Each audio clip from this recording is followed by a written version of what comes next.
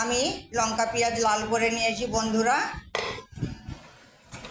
এর মধ্যে সোয়াবিনগুলো গরম পানি দিয়ে ভিজিয়ে রেখেছিলাম, সোয়াবিনগুলো দিয়ে দিলাম। সোয়াবিনগুলো আমি ভাজলাম না।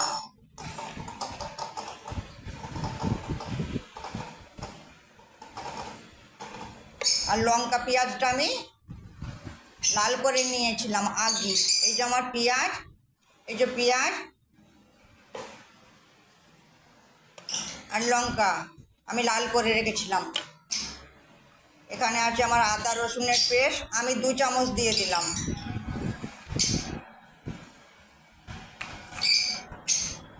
দুটো তেজপাতা দিয়ে দিলাম, টমেটো দিয়ে দিলাম,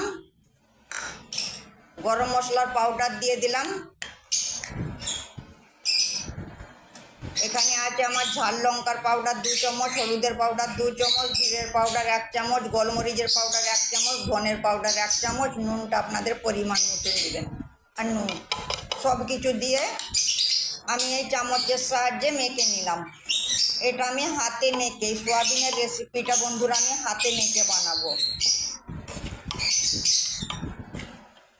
মাখা হয়ে গেল, পানি দিয়ে দিলাম।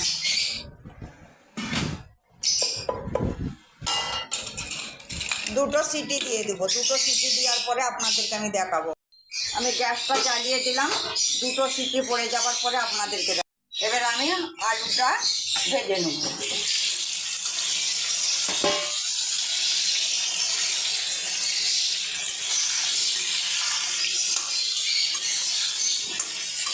আলুটা লাল করে ভেজে নেব।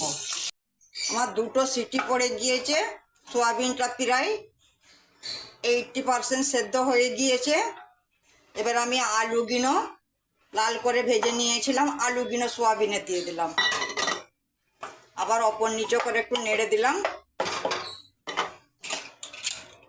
একটা সিটি পড়ে যাওয়ার পরে আপনাদেরকে দেখাবো।